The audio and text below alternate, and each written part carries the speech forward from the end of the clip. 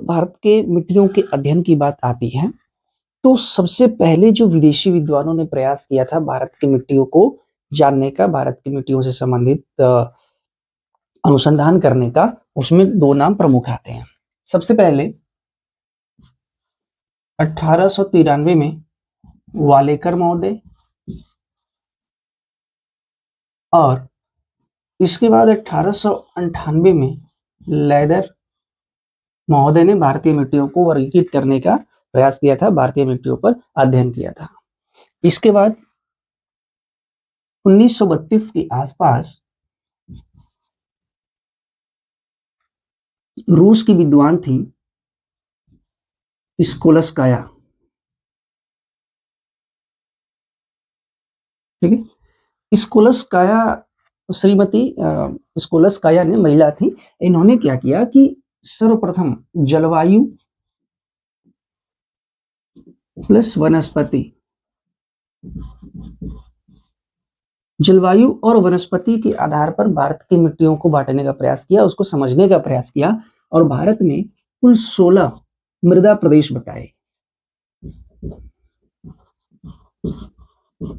ठीक है। भारत में कुल 16 मृदा प्रदेश इन्होंने बताए।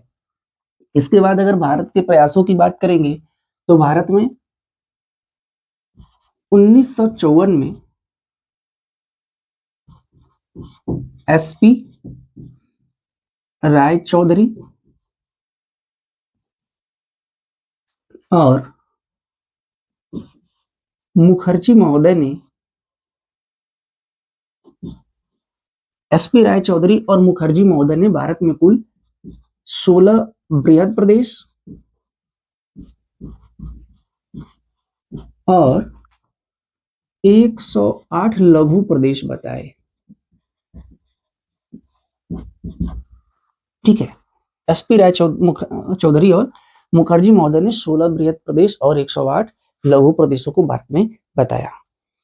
इसके बाद अगर हम बात करें जो ऑफिशियल एग्जाम में पूछ लेता है, ये तो बिल्कुल डीप में जाकर के हो गया, अब इससे कहाँ डीप में पूछेगा, किसी एग्जाम में नहीं, लेकिन अगर जो प्रमुख रूप से क्वेश्चन आता है, ठीक है, वो ICAR से आता है, ठीक है, यानी कि Indian council for agricultural research, भारतीय कृषि अनुसंधान परिषद के अनुसार भारत में कुल कितनी मिट्टियां हैं, तो इनके अनुसार भारत में कुल 8 प्रकार की मिट्टी पाई जाती है, 8 प्रकार की मृदा पाई जाती है। तो कौन कौन से 8 प्रकार की मृदा इन्होंने बताई है उसको भी हम लोग देख लेते हैं। तो 8 प्रकार की मृदाओं में पहला जलोढ़, जलोढ़ मृदा को बताया है। दूसरा काली मृदा, तीसरा लाल मृदा, चौथा लैटेराइट मृदा,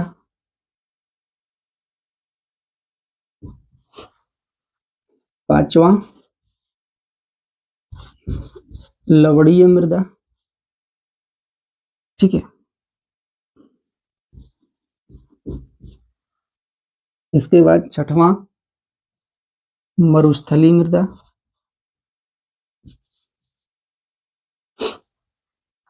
यहां लिख देते हैं सातवां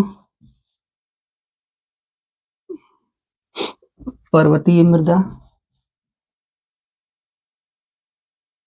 ठीक है, और आठवां दलदली मृदा। हम इसलिए इसको ऐसे इसलिए लिख रहे हैं ताकि हमें इनको डिटेल में पढ़ना है, हमें मिट्टियों के बारे में डिटेल में जानकारी हासिल करनी है, इसलिए हम इसको ऐसे इस तरीके से लिख रहे हैं, ठीक है। देखिए, ये तो ICAR के द्वारा भारत की 8 प्रकार की मृदाएं हो गई। इसके बाद हम थोड़ा सा समझ लेते हैं कि अन्य वर्गीकरण क्या है। तो देखिए, रंग के आधार पर, भारत में रंग के आधार पर काली, लाल और भूरी 3 प्रकार की मृदाओं को रंग के आधार पर बताया गया है, ठीक है। अगर उपजाऊपन के आधार पर देखा जाए, उपजाऊपन के आधार पर देखा जाए तो 4 प्रकार में बांटा गया है। अधिक उपजाऊ,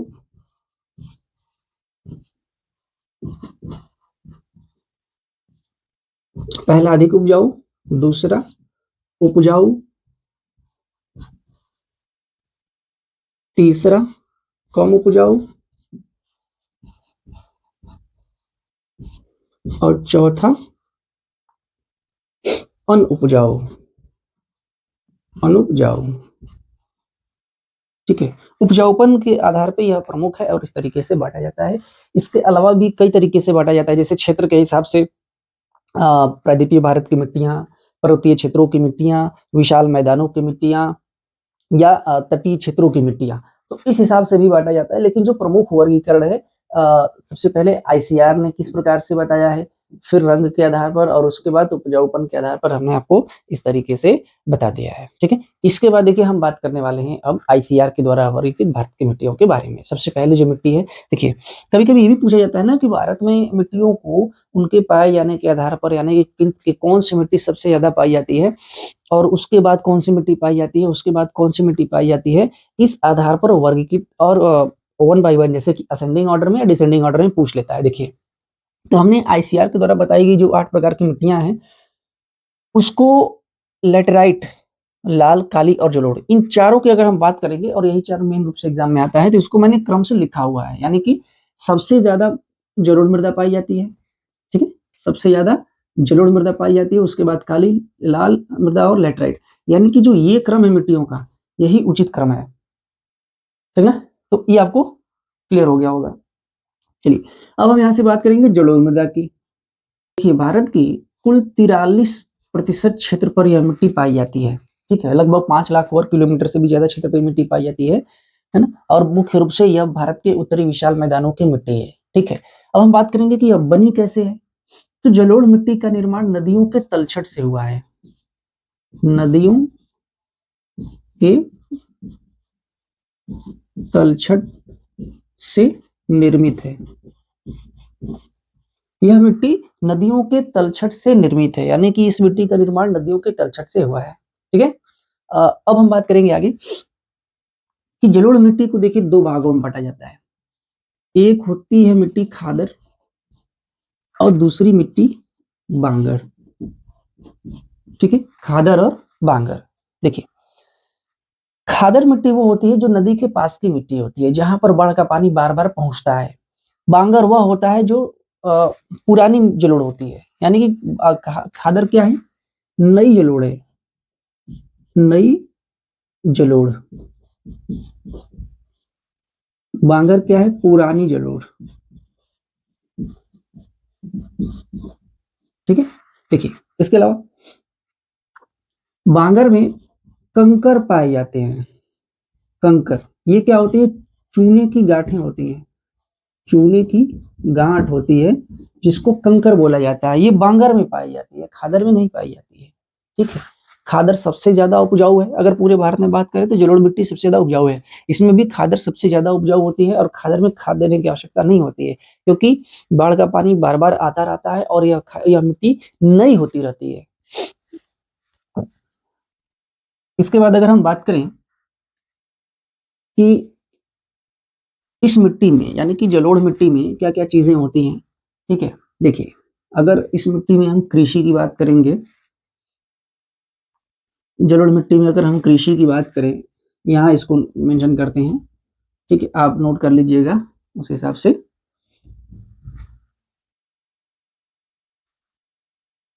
अच्छा, इसको कांप मिट्टी भी कहते हैं, जलोढ़ को कांप या दोमट मिट्टी भी कहते हैं, ठीक है।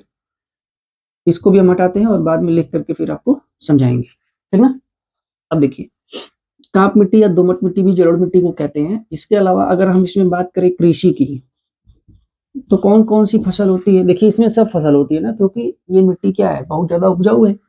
तो गेहूं,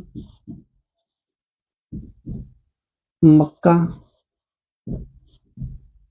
दलहन, तिलहन, सब्जियां आदि।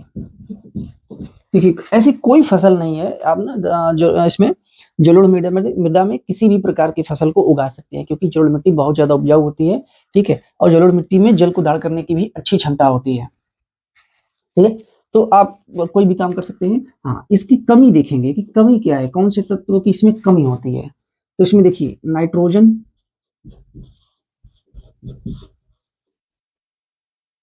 ठीक है, फास्फोरस और ह्यूमस। नाइट्रोजन, फास्फोरस और ह्यूमस की कमी होती है किसमें, जलोढ़ मिट्टी में। वैसे एक चीज आपको बता दें, भारतीय मिट्टियों से संबंधित अगर एक क्वेश्चन, कॉमन क्वेश्चन है कि भारतीय मिट्टियों में किसकी कमी होती है, भारतीय मिट्टियों में किसकी कमी होती है, तो आप नाइट्रोजन, फास्फोरस और ह्यूमस इनको याद रखिएगा, ठीक ना, इनकी कमी होती है, ठीक है। और क्या क्या चीज होता है, जैसे हमने बताया कंकड़ चूने की गांठ होती है, यानी कि चूने की अधिकता होती है, ठीक है, चूना जलोढ़ मिट्टी में बहुतायत में पाया जाता है, ठीक है। चलिए इसके बाद हम बात करेंगे जो हमारी दूसरी मिट्टी है, इसको हम मिटा ही देते हैं और वन बाय वन क्रम से चलते हैं, ठीक है। देखिए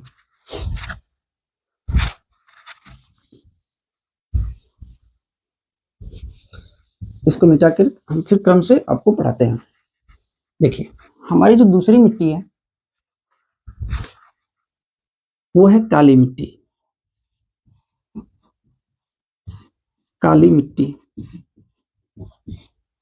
कुल 29% क्षेत्र पर इस मिट्टी का फैलाव है, ठीक है, 29% क्षेत्र पर यह मिट्टी पाई जाती है। इस मिट्टी को रेगुर के नाम से भी जानते हैं, इस मिट्टी को कपासी मिट्टी के नाम से भी जानते हैं, ठीक है, काली मिट्टी, ठीक है, यानी कि अच्छा इंग्लिश में लिख देते हैं, इसको एलुवियल सॉइल कहते हैं, और ये हो गया ब्लैक सॉइल, ठीक है, ब्लैक सॉइल। काली मिट्टी स्वतः जुताई वाली मृदा है, स्वतः जुताई वाली मृदा है, ठीक है। देखिए स्वतः जुताई वाली मृदा का मतलब कि यह ऐसी मिट्टी है ना जो जब पानी इसका सूखता है तो बड़ी बड़ी दरारें इसमें आ जाती हैं। आपने ऐसी मिट्टी देखी होगी कि जब पानी मिट्टी का सूखता है तो बड़ी बड़ी दरारें इसमें पड़ जाती हैं, और फिर जब पानी इसमें आता है तो फिर सभी मिट्टी, पूरी मिट्टी क्या हो जाती है, एकदम गीली हो जाती है, एकदम मुलायम हो जाती है। लेकिन फिर से पानी जब सूखता है तो फिर से दरारें इसमें पड़ जाती हैं और बहुत ठोस हो जाती है मिट्टी। तो बार बार ऐसा होते रहने से इस मिट्टी को बोलते हैं स्वतः जुताई वाली मृदा है, स्वतः टूटती रहती है और जुड़ती रहती है, ठीक है। इसके अलावा हम बात करेंगे ना इसमें लोहा, ठीक है, लोहा और मैग्नीशियम, मैग्नेशिया पाया जाता है, ठीक है। एल्यूमिनियम, एल्यूमिनियम तत्व जो टिटेनी फेरस मैग्नेटाइट है, टिटेनी फेरस मैग्नेटाइट, देखिए इसका नाम नोट कर लीजिएगा, टिटेनी फेरस मैग्नेटाइट का। इसी के कारण इस मिट्टी का जो रंग होता है ना वह काला होता है, ठीक है, टिटेनी फेरस मैग्नेटाइट के कारण ही इस मिट्टी का रंग काला होता है। अब बात करेंगे इसके निर्माण के बारे में, ठीक है। देखिए यह मिट्टी क्या है, लावा निर्मित है, यह मिट्टी लावा से निर्मित है। और जो लावा जब, जैसे ये ज्वालामुखी हो गया ना, ज्वालामुखी से लावा जब निकल करके बाहर फैलता है, ठीक है, देखिए ज्वालामुखी से जब लावा निकल करके बाहर फैलता है ना तो ये बेसाल्ट होता है। तो बेसाल्ट चट्टानों के टूटने से, बेसाल्ट के अनाच्छादन से यह बनी हुई है, ठीक है। बेसाल्ट चट्टानों के अनाच्छादन से, अनाच्छादन में अपक्षय और अपरदन दोनों प्रक्रियाएं शामिल होती हैं। तो बेसाल्ट के अनाच्छादन से यह मिट्टी निर्मित होती है, ठीक है। इसमें भी अगर कमी की बात करेंगे तो सेम कमी होगी, नाइट्रोजन, फास्फोरस और ह्यूमस की कमी आप इसके लिए भी लिख सकते हैं, काली मिट्टी के लिए भी, ठीक है। पाया क्या जाता है, लोहा, मैग्नीशियम और एल्यूमिनियम तत्व। टिटेनी फेरस मैग्नेटाइट एक ऐसा तत्व है जो, जिससे इसका रंग क्या हो जाता है, काला हो जाता है, ठीक है। हाँ, उत्तरी भारत में काली मिट्टी को केवाल के नाम से भी जानते हैं, किसी किसी क्षेत्र में इसको केवाल भी कहा जाता है, नोट कर लीजिएगा। इससे संबंधित एक बहुत प्यारा क्वेश्चन पूछा जाता है ना, इसका विस्तार पूछा जाता है, इस मिट्टी का विस्तार कहाँ तक है। ठीक है, देखिए यह मिट्टी 10 डिग्री नॉर्थ से 25 डिग्री नॉर्थ अक्षांश तक और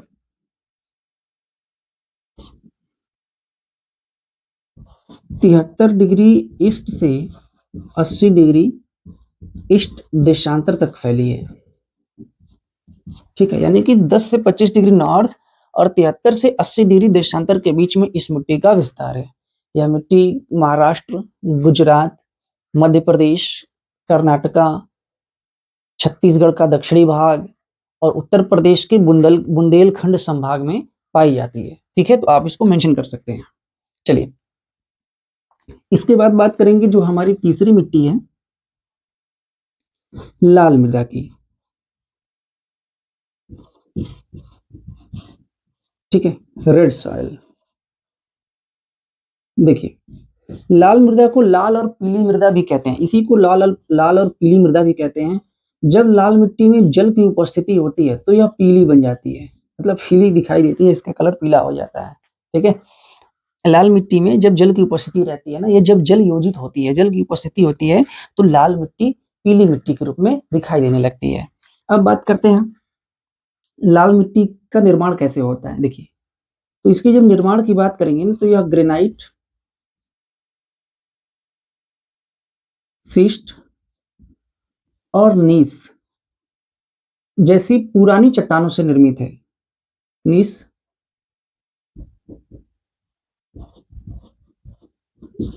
चट्टानों से निर्मित है। ठीक है, ग्रेनाइट, शिस्ट और नीस जैसी चट्टानों से निर्मित है। इसका रंग लाल आयरन ऑक्साइड के कारण होता है। आयरन ऑक्साइड, आयरन ऑक्साइड के कारण इस मिट्टी का रंग लाल होता है। ठीक है, इसके अलावा अगर हम बात करें इसमें, अच्छा एक चीज हमने काली मिट्टी में आपको नहीं बताया, फसलें। इसमें सबसे ज्यादा कपास की फसल होती है, इसीलिए इसको कपासी मिट्टी भी कहते हैं, है ना। हालांकि इसमें दलहन, तिलहन, बाजरा और अन्य फसलें भी होती हैं, तंबाकू भी होता है। मुख्य रूप से जो इसकी फसल है वो कपास है, गन्ना, ज्वार, बाजरा, बाकी सभी देखिए फसलें काली मिट्टी में भी लगभग सभी फसलें होती हैं। ठीक है, लेकिन जो मुख्य फसल इसकी है वो है कपास, इसीलिए इसको कपासी मिट्टी कहते हैं, क्योंकि कपास के लिए यह मिट्टी सर्वोत्तम है। सर्वोत्तम का मतलब सबसे उत्तम है। क्लियर। चलिए अब वापस से आते हैं लाल मिट्टी पर। ये आयरन ऑक्साइड के कारण इसका कलर लाल होता है। ठीक है, और इसका निर्माण ग्रेनाइट, शिस्ट और नीस जैसी चट्टानों से हुआ है। इसमें कृषि किसकी की जाती है? रागी, कपास, गन्ना, दालें आदि की कृषि इसमें की जाती है। ठीक है, इस मिट्टी में अगर हम बात करें तो इस मिट्टी में लोहा और प्लस सिलिका,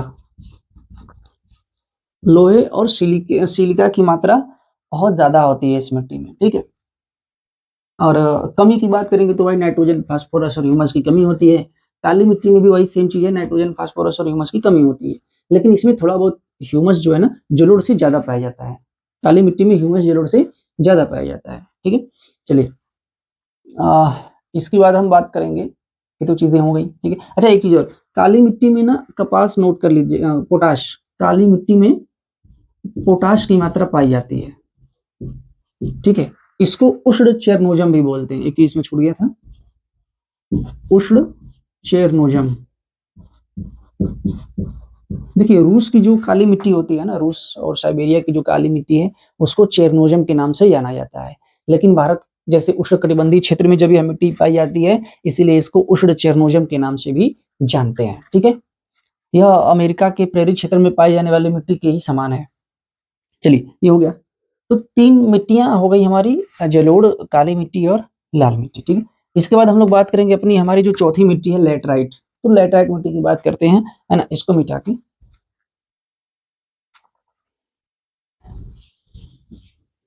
हम बात करेंगे हमारी जो अगली मिट्टी है चौथी, लेटराइट मिट्टी, उसकी हम बात करेंगे।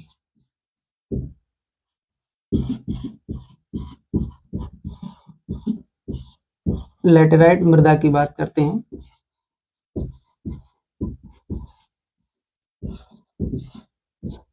देखिए, जब मिट्टी में सिलिका की कमी होती है, सिलिका की कमी से यह इस मिट्टी का विकास होता है। देखिए, लेटराइट शब्द ना लेटर से बना हुआ है, ठीक है। लेटर का शाब्दिक अर्थ होता है ईंट। यह मिट्टी कभी कभी ईंट के समान दिखने लगती है, ईंट के समान व्यवहार करने लगती है। इस मिट्टी में निक्षालन की प्रक्रिया होती है, ठीक है। निक्षालन की प्रक्रिया इस मिट्टी में देखने को मिलती है और यह 200 सेंटीमीटर वर्षा वाले क्षेत्रों में देखने को मिलती है, वर्षा वाले क्षेत्र में देखने को मिलती है, ठीक है। इसके अलावा बात करेंगे तो यह मिट्टी अम्लीय होती है, अम्लीय होती है, ठीक है। लेटराइट मिट्टी क्या है? अम्लीय है। अब देखिए, चूंकि इसमें नाइट्रोजन यानी कि N2, पोटाश, ह्यूमस, फास्फोरस, मतलब सभी प्रकार के आवश्यक जो पोषक तत्व हैं इनकी कमी होती है, तो इस मिट्टी में कुछ बहुत ज्यादा फसल नहीं होती है। लेकिन यह मिट्टी जिन भागों में ऊंचाई पर पाई जाती है वहां तो आलू और मूंगफली और बाकी जो थोड़ी बहुत जो फसलें हैं, बाजरा वजरा, वो तो हम बोल लेते हैं। लेकिन यह मिट्टी जब निम्न भागों में यानी कि जब निचले तल पे पाई जाती है, यहाँ बहुत ज्यादा निछालन होता है, तो वहां इस मिट्टी में कोई भी फसल नहीं होती है, ठीक है। तो यह इस मिट्टी की कहानी रही। एक बात और, इस मिट्टी में सबसे जो महत्वपूर्ण तत्व है वो ये कि यह काजू की फसल के लिए ठीक मानी जाती है ना। काजू की फसल के लिए ठीक मानी जाती है। इसके अलावा जब हम उर्वरकों का प्रयोग करते हैं यानी खाद का प्रयोग करते हैं, तो चाय प्लस इलायची की खेती भी होती है। उर्वरकों के प्रयोग से चाय और इलायची की खेती भी इस मिट्टी में हो जाती है ना। काजू सबसे ज्यादा भारत में इसी मिट्टी में केरल में उगाया जाता है। काजू भारत में सबसे ज्यादा इसी मिट्टी में केरल में उगाया जाता है, तो इस बात का ध्यान रखिएगा, ठीक है। अब हम बात करेंगे जो चौथी मिट्टी है वो है दलदली मिट्टी। दलदली मिट्टी को पीट मिट्टी के नाम से भी जानते हैं, ठीक है। देखिए, जिन क्षेत्रों में जल भराव की समस्या रहती है वहां ये दलदली या पीट के नाम से जानते हैं। इसमें अच्छा, इसको जैविक मिट्टी भी कहते हैं, ठीक है। इसको जैविक मिट्टी भी कहते हैं क्योंकि जैव अंशों की मात्रा इसमें ज्यादा होती है। पांचवी बात करेंगे मरुस्थली मिट्टी, मरुस्थली मृदा, ठीक है। राजस्थान गुजरात के इलाकों में मरुस्थली मिट्टी का विकास सबसे ज्यादा हुआ है और मरुस्थली मिट्टी में बहुत ज्यादा कुछ तो होता नहीं भाई, रेत ही रेत है, ठीक ना। अच्छा, ये पांचवा था और ये छठवां। सातवां बात करेंगे पर्वतीय मिट्टी। देखिए, पर्वतीय मिट्टी पर्वतों की ढलानों पर पाई जाती है और इसमें चाय और अन्य पर्वतीय जो फसलें हैं, ढलानों पर उगने वाली जो फसलें हैं, ऐसे फसलों की खेती पर्वतीय मृदा में होती है। तो बहुत कुछ ज्यादा इसमें चीजें नहीं है जानने को। हमारी अब आठवीं मिट्टी है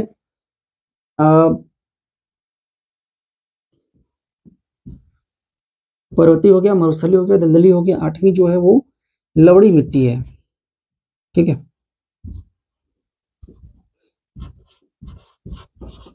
लवड़ीय मृदा।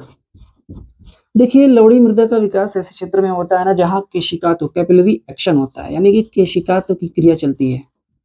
केशिकातों की क्रिया से क्या होता है ना कि जो मिट्टी के जो पोषक तत्व होते हैं वो केशिका की प्रक्रिया के दौरान नीचे चले जाते हैं और ऊपरी हिस्से में नमकीन नमक रह जाता है, यानी कि ऊपरी हिस्से में जो है कि लवण की मात्रा रह जाती है, ठीक है। तो यह मिट्टी व्हाइट व्हाइट दिखने लगती है कहीं कहीं पर, तो ऐसी मिट्टी को रेह कहते हैं। उत्तर प्रदेश इससे बहुत ज्यादा प्रभावित है, ठीक है, रेह कहते हैं, ठीक ना। अब हम बात करेंगे, कभी कभी बहुत ज्यादा समुद्र के किनारे जब ज्वार वगैरह आ जाता है ना, ज्वार भाटा के कारण भी समुद्र का खारा पानी आता है, उससे भी लवड़ी मृदा का विकास होता है, ठीक है। या कभी कोई ऐसा क्षेत्र जहाँ पहले समुद्र का पानी था प्राचीन समय में, जैसे गुजरात की बात करते हैं ना, गुजरात का लूनी नदी का क्षेत्र है, तो वहां पर लवड़ी मृदा सबसे ज्यादा पाई जाती है, ठीक है। तो यह रही भारत की सभी मिट्टियों की स्थिति और उसमें पाई जाने वाली फसलें, ठीक ना। अब अगर हम इसको डायग्राम से समझे तो भारत का एक प्यारा सा छोटा सा डायग्राम बनाएंगे और उसी डायग्राम पर भारत की मिट्टियों से संबंधित सभी तथ्य हम क्या करेंगे, ठीक है, समझ लेंगे।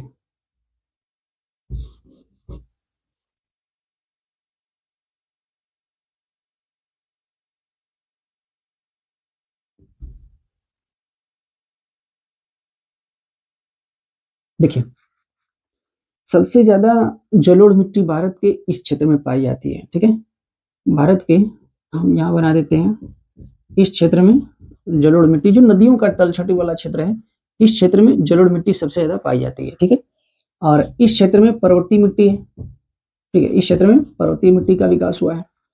यहाँ आप बीच में इस तरीके से हम डिनोट कर दे रहे हैं, यह काली मिट्टी का क्षेत्र है। ठीक है, यह जो है काली मिट्टी का क्षेत्र है, और यह जो है मरुस्थली मिट्टी का क्षेत्र है भाई। ठीक है, यह लवड़ी मिट्टी का क्षेत्र है, और कुछ जो जलोढ़ मिट्टियां है ना, वो डेल्टाई क्षेत्रों में भी पाई जाती है। ठीक है, जहाँ नदियां डेल्टा बनाती हैं वहां भी कुछ जलोढ़ मिट्टी पाई जाती है। बाकी जो ये क्षेत्र है वो लेटराइट मिट्टी का है, और नीचे वाला जो क्षेत्र है वो ये क्षेत्र लाल मिट्टी का है, और ये लेटराइट मिट्टी का है। कुछ लेटराइट मिट्टी का क्षेत्र यहाँ भी राजमहल की पहाड़ी के पास भी देखने को मिलता है। तो उम्मीद है कि चीजें आपको क्लियर हो रही होंगी, दिमाग में चीजों को याद रखिएगा, ध्यान रखिएगा कहाँ पर कैसे क्या है। ठीक है, अब हम बात करते हैं कि देखिए, जब मिट्टी में अम्लीयता बहुत ज्यादा बढ़ जाती है, जब मिट्टी में बहुत ज्यादा अम्लीय हो जाती है, ठीक ना, तो चूने का प्रयोग करते हैं। इसको जिप्सम भी कहते हैं, या जिप्सम लिख सकते हैं इसको। ठीक है, खेती में हम चावल और बरसीम की खेती करते हैं। ठीक है, मिट्टी की अम्लीयता को दूर करने के लिए चावल और बरसीम की खेती होती है, तथा चूने का और जिप्सम का प्रयोग उसमें किया जाता है। ठीक है, मिट्टी की अम्लीयता को दूर करने के लिए ये क्वेश्चन एग्जाम में पूछा जाता है। इसके बाद हम बात करेंगे मिट्टी की समस्या, मृदा समस्या। देखिए, मिट्टी किस प्रकार की समस्याओं से प्रभावित है। पहला बात करेंगे अपर्दन। ठीक है, अपर्दन से मिट्टी सबसे ज्यादा प्रभावित होती है। अपर्दन कई प्रकार के होते हैं। ठीक है, जैसे शीट अपर्दन हो गया, परत अपर्दन, दूसरा रील अपर्दन, और तीसरा अवनालिका अपर्दन। अवनालिका अपर्दन, ठीक ना, ध्यान दीजिए। परत अपर्दन ऐसा अपर्दन है ना जो पश्चिमी भाग में पाया जाता है, लेकिन मिट्टी की जो ऊपरी परत होती है, पूरी ऊपरी परत ही उड़ जाती है, और सबसे ज्यादा यह अपर्दन हवा से होता है। दूसरा होता है रील अपर्दन, जब मिट्टी बारिश के समय रिस रिस के बहती है ना, छोटे छोटे हल्की हल्की गड्ढों में, छोटे छोटे नालियों में जब बहती है तो उसको रील अपर्दन कहते हैं। ठीक है, मिट्टी कटती है हल्का हल्का। और तीसरा होता है अवनालिका अपर्दन, बड़े बड़े बीहड़ों में, बड़े बड़े जैसे नाले होते हैं ना, वैसे मिट्टी का कटाव होने लगता है, तो बीहड़ क्षेत्र निर्मित हो जाता है, इसको कहते हैं अवनालिका अपर्दन। जैसे सबसे ज्यादा अगर अपर्दन की जो समस्या से प्रभावित क्षेत्र है वो है चंबल। चंबल नाम आपने सुना होगा, चंबल प्लस यमुना क्षेत्र। चंबल और यमुना नदी का क्षेत्र सबसे ज्यादा अपर्दन की समस्या से प्रभावित है। यह लगभग 36 लाख हेक्टेयर का क्षेत्र है। 36 लाख हेक्टेयर का क्षेत्र है जो इस समस्या से प्रभावित है। दूसरा है उत्तर पूर्वी क्षेत्र। उत्तर पूर्वी क्षेत्र, ठीक है, उत्तर पूर्वी क्षेत्र में ध्यान दीजिएगा ना, 60% जो भूमि है वो अपर्दन से प्रभावित है। यानी कि भारत का जो नॉर्थ ईस्ट का इलाका है, वो नॉर्थ ईस्ट के इलाके में 60% जो क्षेत्र है वह अपर्दन से प्रभावित है। और इस इलाके इसको रेंगती हुई मिट्टी का क्षेत्र भी कहते हैं। उत्तर पूर्वी क्षेत्र को नोट कर लीजिएगा, रेंगती मिट्टी का क्षेत्र कहते हैं। तो रेंगती मिट्टी का क्षेत्र कहने से मतलब क्या है ना, कि यहाँ मिट्टी का अपर्दन सबसे ज्यादा होता है नॉर्थ ईस्ट में। इसके अलावा जो दूसरा प्रभावित क्षेत्र है वो है छोटा नागपुर का पठार। छोटा नागपुर क्षेत्र, ठीक ना, ये भी इससे बहुत ज्यादा प्रभावित है। इसके अलावा शिवालिक गिरिपाद क्षेत्र, शिवालिक गिरिपाद क्षेत्र, ठीक है, यानी कि जो हिमालय की तटीय श्रेणी शिवालिक श्रेणी है, उसके बाद के जहां से समतल मैदान स्टार्ट होते हैं ना, वह क्षेत्र बहुत ज्यादा इससे प्रभावित होता है। इसके अलावा मृदा समस्या में अपर्दन हो गया, अपर्दन की ये कुछ बातें हो गई। दूसरा जल भराव, ठीक, तीसरा ऊसर या मिट्टी का बंजर होना, ऊसर या मिट्टी का बंजर होना, ठीक है। चौथा अम्लीयता का बढ़ना, ठीक है। पांचवा लवणीयता, छठवां, मानव शोषण है। मानव भी तो इसका शोषण कर रहा है, मानव द्वारा इसका शोषण। तो ये कुछ मिट्टी की प्रमुख समस्याएं हैं और उसको दूर करने के लिए विभिन्न प्रकार के उपाय किए जाते हैं। जैसे इन समस्याओं को दूर करने के लिए भारत में 1953 में केंद्रीय भूमि संरक्षण बोर्ड की स्थापना हुई थी। यानी कि इन मिट्टी से संबंधित समस्याओं को दूर करने के लिए भारत में 1953 में केंद्रीय भूमि संरक्षण बोर्ड की स्थापना की गई थी। ठीक है। सबसे ज्यादा लवण वाले जो राज्य हैं उनका क्रम नोट कर लीजिए, एग्जाम में पूछता है। गुजरात, दूसरे नंबर पर हरियाणा और तीसरे नंबर पर है अपना यूपी। ठीक है। अच्छा, सबसे ज्यादा बंजर भूमि की समस्या कहाँ है? सबसे ज्यादा बंजर भूमि की समस्या भी यूपी में ही है, इसको नोट कर लीजिए। यूपी में भूमि बंजर सबसे ज्यादा हो रही है, बहुत तेजी से भूमि अपना जो है कि उपजाऊपन वो खो रहा है। तो उम्मीद है कि ये चीजें आपको समझ में आई होंगी और अगर कोई दिक्कत इसमें आपको आ रही हो तो कमेंट करके जरूर बताइएगा। किसी भी प्रकार के डाउट के लिए आप हमसे टेलीग्राम चैनल पर जुड़ सकते हैं। टेलीग्राम चैनल का जो लिंक है वो हम कमेंट बॉक्स में दे देंगे और डिस्क्रिप्शन बॉक्स में भी दे देंगे। ठीक ना। अच्छा, एक चीज में छुटी हुई है, देखिए लेटराइट मृदा का जो अध्ययन था ना, सबसे पहले 1905 में बुकानन महोदय ने किया। ठीक है, बुकानन महोदय ने 1905 में लेटराइट मिट्टी का सबसे पहले अध्ययन किया था, नोट कर लीजिएगा। ठीक ना। तो चलिए, हम ये कह रहे थे कि अगर हमसे आपको जुड़ना है, किसी भी प्रकार का अगर आपको डाउट है और देखिए हमारे टेलीग्राम ग्रुप में डेली टॉपिक वाइज क्विज भी होता है, तो वहां जुड़ करके आप क्विज कर सकते हैं, क्विज का लाभ उठा सकते हैं। तो उम्मीद है कि आपको ये चीजें समझ में आई होंगी। शेयर करिएगा इसको, चैनल को सब्सक्राइब करिएगा अपने दोस्तों में, इससे हमारा हौसला बढ़ता है और हम और आपको अच्छे हॉट टॉपिक पर वीडियो देने के लिए मजबूर हो जाते हैं। ठीक है कि नहीं, आप हमारा हौसला बढ़ा रहे हैं तो हम आपके लिए काम करें।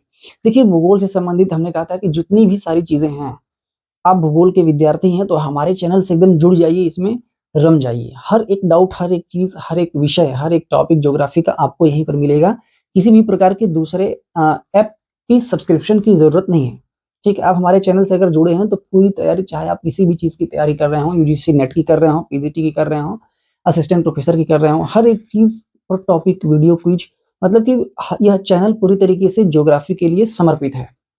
हम प्रयास करते हैं कि हर एक चीज आपको छोटी से लेके बड़ी डीप में आपको बताई जाए। ठीक है, देखिए हमारा चैनल क्या है ना, डीप में पढ़ने वाले बच्चों के लिए बहुत अच्छा है। हम ऊपर ऊपर की चीज नहीं बताते ना, नॉर्मल एग्जाम तो ऊपर ऊपर की चीज सब लोग जान गए हैं, लेकिन कंपटीशन इतना ज्यादा बढ़ गया है कि हमें चीजें तह तक जा करके, अंदर तक जा करके समझने की आवश्यकता है। इसलिए हम आपको इस प्रकार के गहरे नॉलेज वाला वीडियो ला करके देते हैं।